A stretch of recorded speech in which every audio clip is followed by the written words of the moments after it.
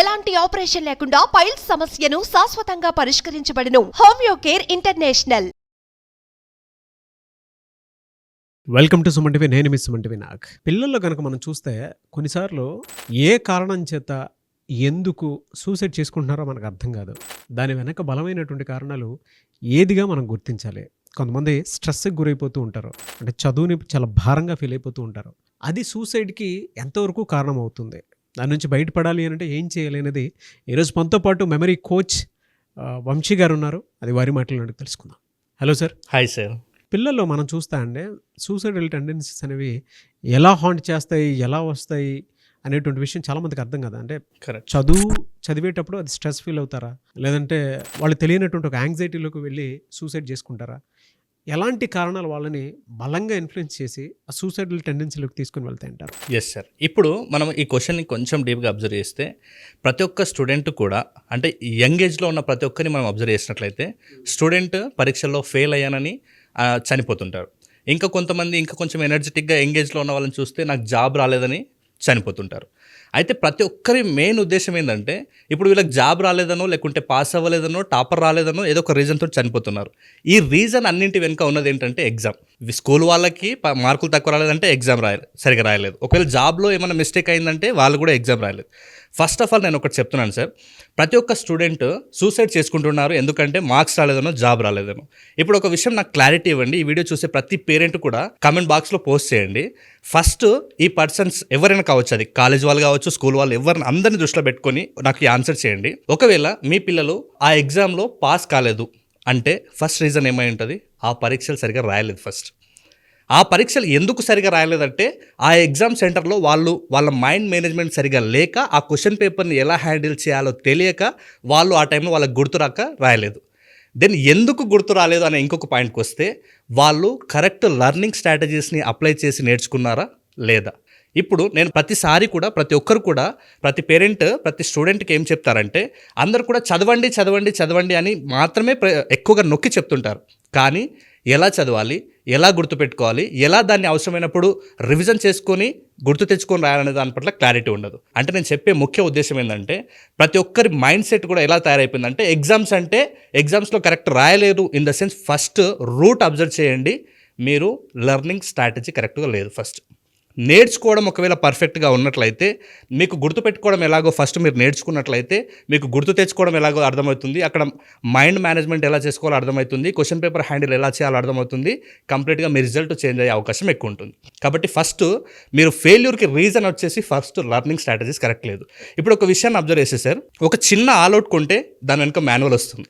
అంటే ఈ ఆల్అవుట్ని ఎలా యూజ్ చేయాలి, ఎప్పుడెప్పుడు యూజ్ చేయాలి. ఒక వాషింగ్ మిషన్కి మాన్యువల్ వస్తుంది, ఒక టీవీకి మాన్యువల్ వస్తుంది. కానీ ఒక స్టూడెంట్ ఎలా చదవాలి అన్న దానికి మాత్రం ఎక్కడ మాన్యువల్ లేదు. అందరూ ఏమంటారంటే ఒక ప్రాసెస్లో వాళ్ళకు ఒక ఏజ్ వచ్చిన తర్వాత అందరూ స్కూల్కు పంపిస్తున్నారు, మేము కూడా మా పిల్లల్ని స్కూల్కి పంపించాలి కాబట్టి పంపిస్తారు.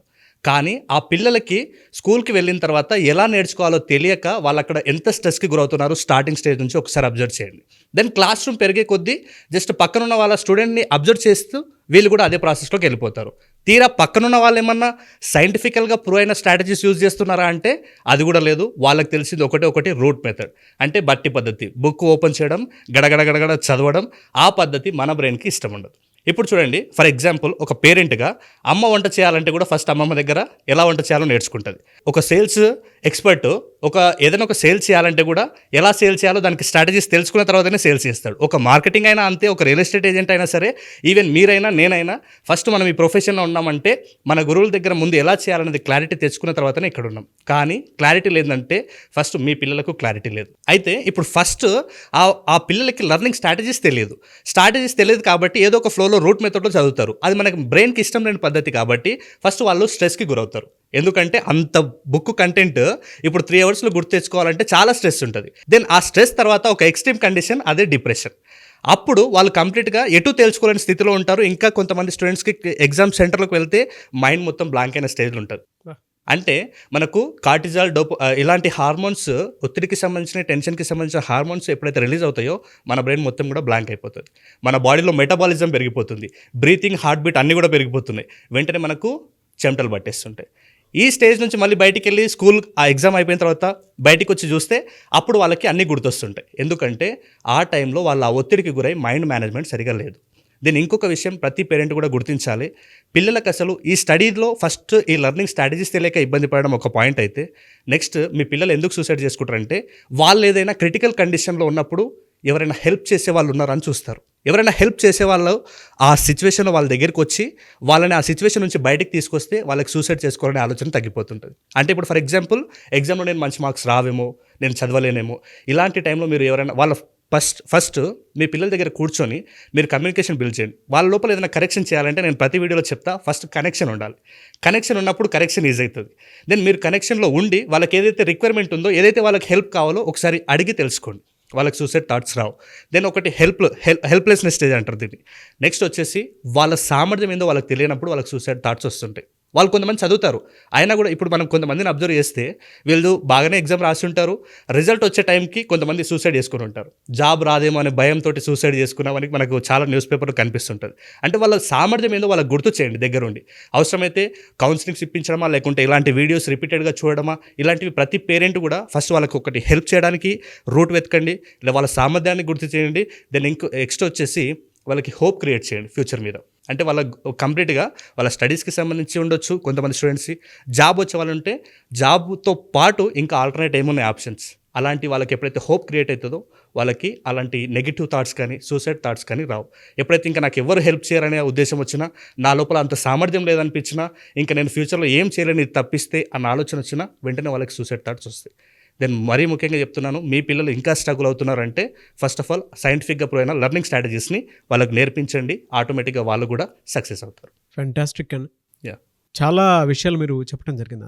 అంటే పిల్లలు హెల్ప్లెస్నెస్ అయిపోయినప్పుడు మాత్రమే, అంటే హోప్లెస్ సిచ్యువేషన్లో మాత్రమే ఎవరితోనూ చెప్పుకోలేరు. ఎందుకంటే పేరెంట్స్ పాయింట్ ఆఫ్ వ్యూ నుంచి చూసినప్పుడు పిల్లల మీద ఒక ఎక్స్పెక్టేషన్స్ ఉంటాయి. కరెక్ట్. అది తెలియకుండానే ట్రామాలో పిల్లలు ఉండిపోతూ ఉంటారు. ఎందుకంటే వీళ్ళు కూడా కంపేర్ చేసుకుంటారు, వాళ్ళు బాగా చదివారు, వీళ్ళు బాగా చదివారు, వాళ్ళు పాస్ అయితే మా పేరెంట్స్ ఏమైనా అంటారేమో అనుకున్నటువంటి ఉద్దేశం. లేదంటే అన్ని ఆస్పెక్ట్లో ఉంటాయి, బిహేవియరల్ ఆస్పెక్ట్ దగ్గర నుంచి చూసుకున్నా కూడా. అంటే వాళ్ళు ఇంత నీట్గా చదివారు కాబట్టి వాళ్ళకి ఇది వచ్చిందని చెప్పేసి మళ్ళీ నా మీద అరుస్తారు, అసలే నేను అలా ఉన్నాను ఇలా ఉన్నాను అనుకున్నట్టు సెల్ఫ్ డౌట్ నుంచి ఎక్కువ ఇవన్నీ స్టార్ట్ అవుతూ ఉంటాయి, హాంటింగ్స్. Correct sir. చాలా క్లియర్ అని. స్ట్రెస్కి గురవుతారు, తర్వాత ఎక్స్ట్రీమ్ కండిషన్ డిప్రెషన్కి వెళ్ళిపోతారు. ఇంకా అక్కడ నుంచి ఏం చేయాలో తెలియక ఆ బ్రీతింగ్ అనేటువంటి ఫార్ములాను కూడా మర్చిపోయి ఒకే ట్రామాలో ఉండిపోయి ఇంకా తదేకంగా ఉండిపోతూ ఉంటారు. ఇంకా ఆ స్టేజ్లో వాళ్ళు కంప్లీట్గా వాళ్ళ మైండ్ బ్లాంక్ అయిపోతుంది sir. Yes, anyways thank you అండి, thank you so much for the information. Thank you sir.